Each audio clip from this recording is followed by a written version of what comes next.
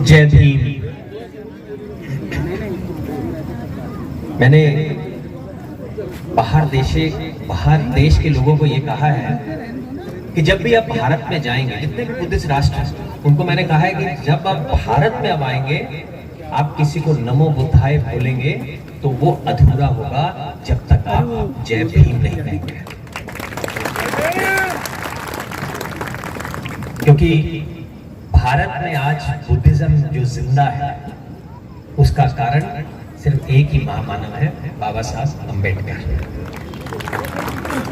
लेकिन मैंने जब आपसे जय भीम कहा तो आपके जय भीम की आवाज मुझ तक नहीं पहुंची तो थाईलैंड तक कैसे पहुंचेगी या बुद्धिस्ट राष्ट्रों तक कैसे पहुंचेगी आवाज।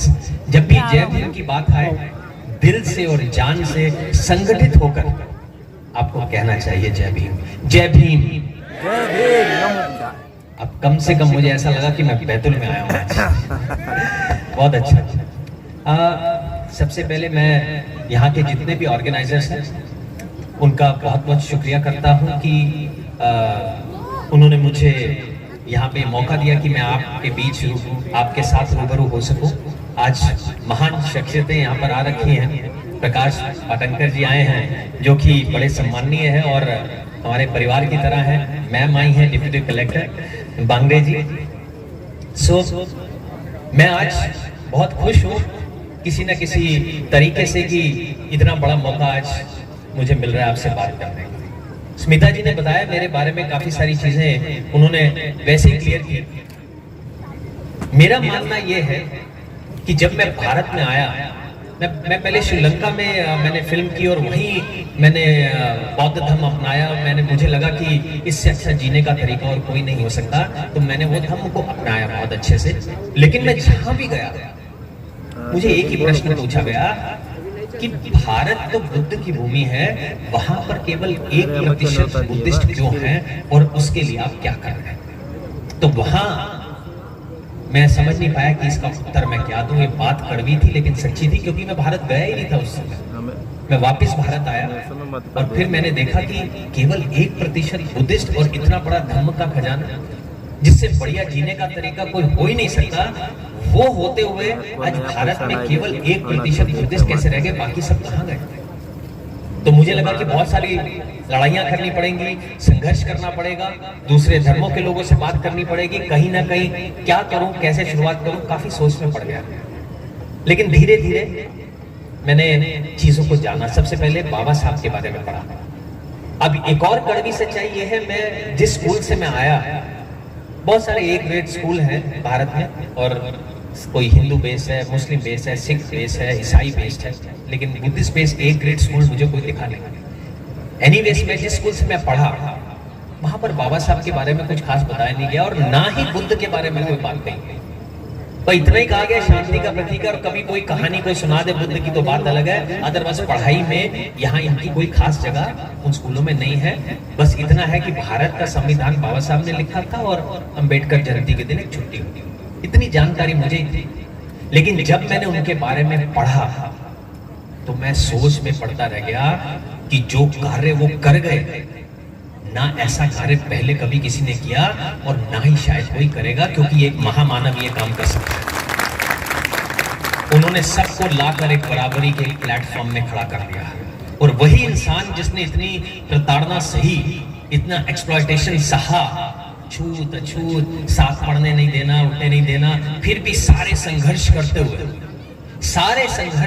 हुए आज वो इस मकाम पर पहुंच गए कि भारत का, उसी देश का उन्होंने संविधान लिख दिया। और ये नहीं, ये तस्वीर जहां भी लगती है उस देश के प्रधानमंत्री का भी सर उनके आगे झुका। ये मकाम पर वो पहुंचे, मेरे इंस्पिरेशन बने कि फिर मैंने और पढ़ा, दीक्षा भूमि का पढ़ा। फिर मैंने ये भी पढ़ा कि उन्होंने कहा था कि ये जो धम्म चक्र में चला रहा हूं 1956, इसको हमेशा गतिमान रखना। ये बहुत अनफॉर्चुनेट बात थी हमारे लिए कि हमें छोड़कर जल्दी चले गए, इसलिए केवल 1% बुद्धिस्ट है। हमें ये बात नहीं भूलनी कि वो ये कह कर गए थे कि इसको गतिमान करते रहे। मैंने कहा कि मेरी लड़ाई, मैंने सोचा कि दूसरे धर्मों के लोगों से, बाहर के लोगों से है, लेकिन जब मैंने जाना तो मुझे पता चला कि मेरी लड़ाई तो अपने लोगों से या अपने बुद्धिस्ट लोगों से।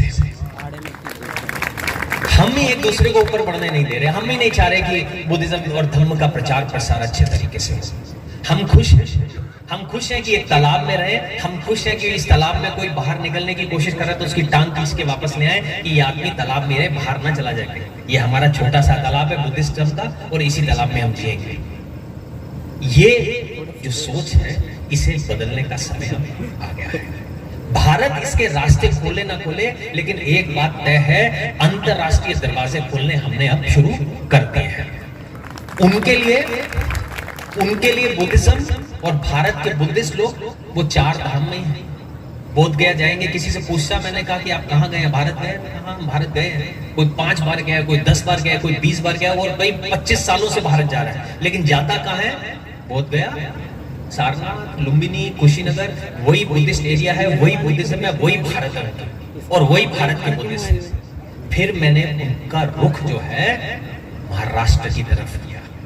तब जाकर उन्हें समझ में आया कि भारत के असली बुद्धिस्ट लोग कौन हैं, और आज की तारीख में उन्हें बाबा साहब के बारे में भी बहुत अच्छे से मालूम चल गया है कि वो कौन है, और भारत में बुद्धिज्म सिर्फ उनकी वजह से जिंदा है, जिसका रिजल्ट उन्होंने तय किया कि हम अवेयरनेस लाने के लिए, जागृति लाने के लिए बुद्धिज्म की एक धम्म यात्रा करेंगे। और मैंने उनसे बात की कि बुद्ध का अस्थि कलश भी भारत में आना चाहिए।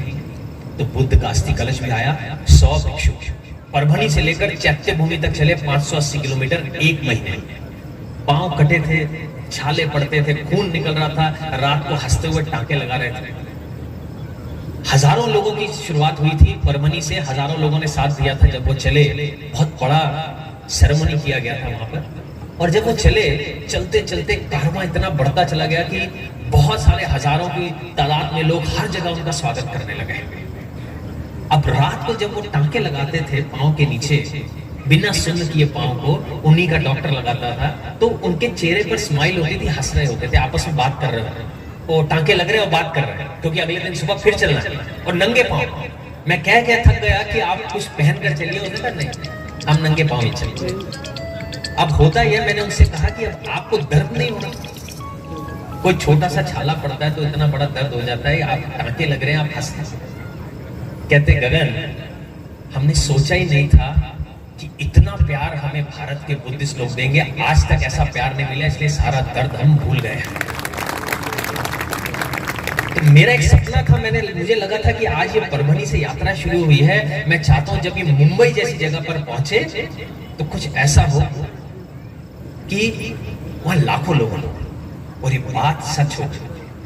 जब धम्म यात्रा मुंबई तक पहुंची तो मंजर ऐसा था कि 4-5 किलोमीटर तक केवल बुद्धिस्ट लोग दिखाई दे रहे थे। कम से कम 5 लाख लोग उस 100 भिक्षु और अस्थि कलश के साथ मुंबई चलते पहुंचे। ये बड़ा सुंदर दृश्य था। इस बात से मुझे एक चीज समझ में आ गई कि हम लोगों में संगठित होने की पूरी संभावना है। हम चाहें तो बाबा साहब का वो सपना एक बौद्धमय भारत का जरूर पूरा हो सकता है। ये बात मुझे वहां पर समझ में आ गई। मैं मूर्तियों का वितरण के लिए, लोगों ने कहा है कि अरे गगन बहुत अच्छा काम कर रहा है, इन्होंने सोचा कि इतनी हजारों मूर्तियां, 84,000 मूर्तियां मैंने संकल्प किया है। और कईयों को लगता है कि ये भी प्रश्न सामने आया कि आप मूर्तियों बांटने से क्या होगा। बात तो आचरण से, धम्म के आचरण की, और बात सत्य है। बुद्ध ने भी यही कहा था कि मेरी जो असली पूजा है वो अगर आप धम्म का आचरण करेंगे तो वही मेरी प्रेयर होगी, वही मेरी पूजा। लेकिन अब सिचुएशन ऐसी है, सबको जोड़ना है, घर घर पहले बुद्ध पहुंचाना है। ये मेरा पहला कदम है, ये मेरा आखिरी कदम नहीं है। तो ये किसी ने ये समझ लिया कि गगन बस बुद्ध की मूर्तियां घर घर पहुंचाकर सब कुछ छोड़ देगा, ऐसा नहीं। ये तो पहला कदम है, लेकिन आखिरी चरण वही होगा कि घर घर बुद्ध का धम्म पहुंचे। क्योंकि एक धम्म ही ऐसा धम्म है, बुद्ध का जो धम्म है, जो मानवता की, केवल और केवल मानवता की बात करता है, जो साइंटिफिक है, जो प्रैक्टिकल है, जो कहीं भी कभी भी कोई अंधविश्वास की बातें नहीं करता। बड़ा क्लियर और स्पष्ट है, और इससे बढ़िया जीने का तरीका नहीं हो सकता। अब इसका रिजल्ट धीरे धीरे जो हमने धम्म यात्रा की, जगह जगह गए, बुद्ध मूर्तियां, थाईलैंड के डोनर सामने आए, उन्होंने बुद्ध मूर्तियां दी। अब बुद्ध मूर्तियां लेने के लिए भी मुझे काफी सारा, जैसे उन्होंने बताया, काफी एफर्ट करना पड़ा। मैं थाईलैंड गया, एक एक्टर हूँ, कलाकार हूँ, तो मेरा चेहरा जो है, बाल, सब कुछ है, अगर वो नहीं होगा तो शायद काम नहीं मिलेगा। तो उन्होंने कहा कि आप थोड़े दिन के लिए भिक्षु बनिए यहाँ पर थाईलैंड में और देखिए, थोड़ा सीखिए। और मेरे में अंदर भी चाहत थी कि मैं थाईलैंड में कुछ दिनों के लिए, 15 दिनों के लिए भिक्षु बनूंगा। तो मैं थाईलैंड गया और बहुत अच्छे तरीके से, बहुत ही अच्छे तरीके से, सुंदर तरीके से, रॉयल तरीके से उन्होंने मुझे एक भिक्षु बनाया वहां पर। 15 दिन के लिए गया था, लेकिन लोगों का प्यार इतना मिला कि करते करते मैं 99 दिन तक वहां भिक्षु रहा और सीखता रहा। पहले दिन मेरे लिए बड़ा ही आश्चर्यजनक था। जब मुझे सिखाया गया, मैं तैयार हुआ, कहा कि सुबह 6:30 बजे आपने बाहर जाना और भिक्षा मांगनी है, बैंकॉक जैसी सिटी में, जो भी बड़ी हाईटेक सिटी है, और जो भिक्षा मांग के लाओगे सब लोग मिलके खाएंगे, सारे भिक्षु। ये ट्रेडिशन है, ये करना है। तो मैंने कहा कि 6:30 बजे बाहर कौन होगा? उसने कहा आप जाइए, नहीं मिलेगा तो कोई बात नहीं, टेंपल में तो मिल ही जाएगा खाना, लेकिन ये ट्रेडिशन तो आपको पूरा करना ही होगा। मैंने कहा वो मैं करूंगा। नंगे पांव सुबह 6:30 बजे मैं बाहर निकला, ये सोचकर कि शायद कहीं से कोई खाना मिल जाएगा। मेरे लिए नई बात थी, एक एक्टर से एक भिक्षु बनकर नंगे पांव एक भिक्षा पात्र हाथ में लेकर बाहर। ये सोचा कि मैं तो एक छोटा सा कलाकार हूं, भगवान बुद्ध तो एक सबसे बड़े राजकुमार थे, तो ये तो कुछ भी नहीं। आगे गए, जैसे ही बिहार के बाहर निकला, अजीब सा मंजर, 200 लोग लाइन लगाकर खड़े हुए थे कि हमें मौका मिल जाए इसके भिक्षा पात्र में हम कुछ डाल दें। सुबह 6:30 बजे पहले दिन मैं सोच में पड़ गया कि और अच्छा खाना, और कंडीशन ये आ गई, एक ट्रक मंगवाना पड़ा, क्योंकि वो इतना खाना था कि वो हाथ में लेके जा ही नहीं जा सकता, ना कोई असिस्टेंट के साथ जा सकता, उसके लिए ट्रक ही आना पड़ा। उस 1 घंटे में मुझे 500 लोगों का खाना मिला, मुझे ज्यादा चलना भी नहीं पड़ा। मैं सोचा, मैंने कहा कि ऐसा क्यों हुआ, ये क्या हुआ? कह रहे जो आपकी खबर थी भिक्षु बनने की, वो पूरे थाईलैंड में फैली और उनको ये पता चला जिस लड़के ने बुद्ध का किरदार किया था, आज वो भिक्षु बना है और बुद्ध की भूमि से आया है, और वो चाहता है बुद्ध की भूमि में बुद्ध वापस आए। तो अगर ऐसा होगा तो हम तन मन धन से इस लड़के के साथ हैं, ये सोचकर वो सारे लोग आए। और ये मंजर जो है 99 दिन तक चला। मैं जब सुबह जाता था, एक गाड़ी भरकर खाना आता। ये थाईलैंड की कंडीशन है। अब ऐसी कुछ कंडीशन मैं भारत में लाना चाहता हूँ, देखना चाहता हूँ। मैं आज यही डिस्कस कर रहा था कि मैं चाहता हूं कि ये बुद्ध की अगर भूमि है, तो हमारे जो भिक्षु हैं वो हमें रोड पर चलते हुए दिखने चाहिए। मुंबई, बैंगलोर, दिल्ली, जो हाईटेक सिटीज हैं, उनमें सुबह चारिका करते हुए दिखने चाहिए। और हम उपासक हैं, ये उनका कर्तव्य है, उन्हें सुबह जाकर भिक्षा पात्र में उनका अच्छा सा नाश्ता भी डाले, ताकि लोगों को ये समझ में आए ये बुद्ध की भूमि है, यहाँ पर भिक्षुओं का इतना आदर किया जाता है। ये मंजर मैं देखना चाहता हूँ, ऐसा मेरा सपना है और ये पूरा हो सकता है। ये कोई बड़ी बात नहीं, इसकी शुरुआत की जा सकती है, लेकिन ये सब आपको मेहनत करनी है। अब भिक्षु कहां से लाए? इतनी सुंदर मूर्ति, मैंने पूछा कि यहाँ इसका ख्याल कौन रखेगा? तो एक बोधाचार्य जी जो थे, उन्होंने कहा कि हम रखेंगे, हम साप्ताहिक करते हैं। मैंने कहा नहीं, रेस्पॉन्सिबिलिटी अब बड़ी है। अब भिक्षु नहीं है, बिहार है, मूर्तियां हैं, सब कुछ, अगर भिक्षु नहीं है, मार्गदाता ही नहीं है, तो बुद्धिज्म कैसे बढ़ाएंगे? तो इसीलिए हमने एक निर्णय लिया है कि 5 मई को अब थाईलैंड की संघ यहाँ पर आ रही है, भारत में, नागपुर। 100 लड़कों को हम भिक्षु बनाएंगे, श्रामणेर बनाएंगे, और उनको हम थाईलैंड की संघ के अंडर धम्म की शिक्षा देंगे, धम्म यात्रा करवाएंगे, ताकि वो सीखकर अपने अपने एरिया में आए और धम्म का प्रचार प्रसार शुरू करें। और ये धम्म यात्रा जो है, ये छोटी मोटी धम्म यात्रा नहीं होगी, ये शुरुआत होगी नागपुर में। उनको श्रामणेर बनाया जाएगा, चिवर बनाया जाएगा, फिर उनको लेके जाया जाएगा राजगीर में, थाईलैंड मोनेस्ट्री में रहेंगे 3 दिन। राजगीर से उनको वेनुवन में लेकर जाया जाएगा, वेनुवन से उनको पैदल बोध गया लेके जाया जाएगा 3 दिन की यात्रा के लिए। बोध गया में 3 दिन की एक्टिविटीज करेंगे, फिर उनको बस में सारनाथ लेके जाया जाएगा। सारनाथ भी बुद्धिस्ट मोनेस्ट्री में, थाईलैंड की मोनेस्ट्री में रहेंगे 2 दिन। सारनाथ से फिर उनको श्रावस्ती लाया जाएगा। श्रावस्ती में भी थाईलैंड की बुद्धिस्ट मोनेस्ट्री में रहेंगे। श्रावस्ती से दिल्ली होते हुए उन्हें धर्मशाला लेके जाया जाएगा। धर्मशाला में वहां 10 दिन ठहराकर उनको और अच्छे धर्म का ज्ञान दिया जाएगा।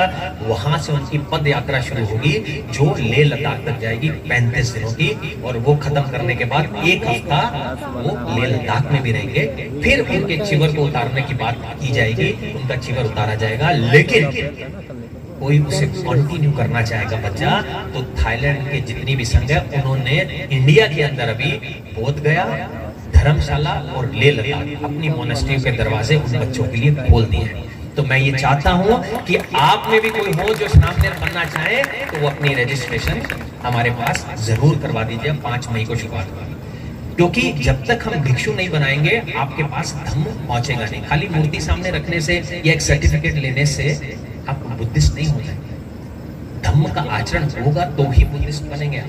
धम्म का आचरण करेंगे। रोज हम पंचशील की बात कर रहे हैं, लेकिन रात को जब तक 2 पैक नहीं लगाएंगे, नींद नहीं आएगी, तो उस पंचशील का कोई फायदा नहीं है। तो ये सारी चीजें हमें लेकर आगे बढ़ना है, संगठित होना है। सबसे इंपॉर्टेंट संगठित होना है। एजुकेशन की जहां तक बात की है, वो मैंने बताया कि A ग्रेड स्कूल खोलने का सपना है कि ऐसा एक स्कूल होना चाहिए। अपने बच्चे को हम एक क्रिश्चियन स्कूल में डालते हैं, बड़ी अच्छी इंग्लिश बोल के निकलेगा, हाई टेक स्कूल है, A ग्रेड स्कूल है, या हिंदू बेस्ड स्कूल है, आर्य समाजी स्कूल है, सिख स्कूल है, या मुस्लिम स्कूल है। ऐसा Buddhist based A grade school होना चाहिए, जिसमें मैं भी देखना चाहता हूँ, सुनना चाहता हूँ। एकेडमिक स्कूल हो, लेकिन जब सुबह प्रेयर का टाइम आए तो उनके मुंह से नमो तस्स भगवतो अरहतो सम्मा सम्बुद्धस्स निकलना चाहिए। तो ये सपने लेकर हम आगे बढ़े हैं। कोई भी चीज नामुमकिन नहीं है। जब बाबा साहब कहां से जाकर भारत का संविधान लिख सकते हैं, तो हम भी बौद्धमय भारत बना सकते हैं। आप एक और बात आपको बहुत जरूरी समझनी है। आंकड़े चाहे 1% बुद्धिस्ट का है, लेकिन बुद्धिस्ट लोग ज्यादा होगा, और बाबा साहब को मानने वाले भारत में करीबन 35% लोग हैं। जब 35% लोग अगर जुड़ गए तो आप ये समझ लेना, जब हम बात करते हैं ना हिंदू मुस्लिम सिख ईसाई हम सब है भाई भाई, ये हर जगह, हर कविता में, हर गाने में सब कुछ यही कहा जाता है। वहां पर एक शब्द और ऐड हो जाएगा कि बुद्धिस्ट हिंदू मुस्लिम सिख ईसाई हम सब है भाई भाई, क्योंकि ये बुद्ध की भूमि पहले है। जहां खुदाई कर रहे हैं, किसी भी जगह खुदाई कर रहे हैं, कोई कुछ भी कहे, लेकिन वहां सब जगह जो निकल रहे हैं बुद्धि निकल रहे हैं, और तो कुछ निकल नहीं रहा।